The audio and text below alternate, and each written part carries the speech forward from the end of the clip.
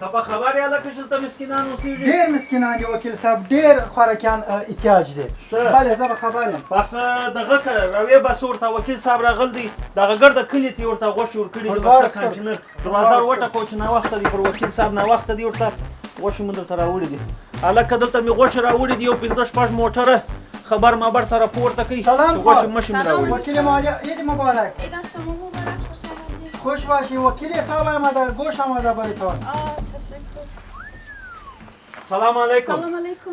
زه د محلې وکیل یم نو تی له مې غوښې راوړي دي دغه ټول کلي دغه ټول منطقې ته مې غوښې ورکړي دي بس تا له مې هم دا غوښې راوړي دي ونیسئ دا غوښې در واخلئ هلکه ته موبایل سره برابر کړه دغه کوجا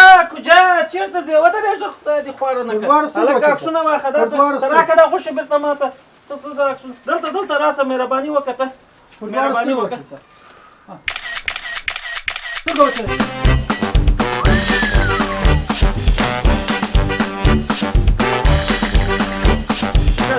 تاسو داسې وکړئ یو لاس را مخته کړئ بل لاس لاندې کړئ چې نه کې سم بره په د فیسبوک کې سم عکسونه رانیسي ونیسه یو لاس را مخته کړئ هلکه ته یو دوه درې عکسونه نور واخله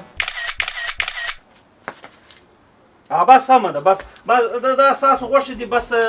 د خیره سره دعاوې راته کوئ د خیره سره زه ورځه په مخه مو ښه شه زه خدای مو مل شه زه خدای مو مل شه بس خدای دې ښه وکیل صاحب 300 عکس مې واخیستل داسې وکړه دغه ټول عکسونه فیسبوک ته واچوه او بس په فیسبوک کې دا خبره وکړه ورته وکیل د محلې وکیل صاحب راغلی و دغه ټولې منطقې ته یې ورته 15 کیلو غوښې ورکړې سل یو نیم سل غویان یې ورته حلال کړي و دغه ټولو مسکینانو ته یې دا غوښې ورکړې دغه دی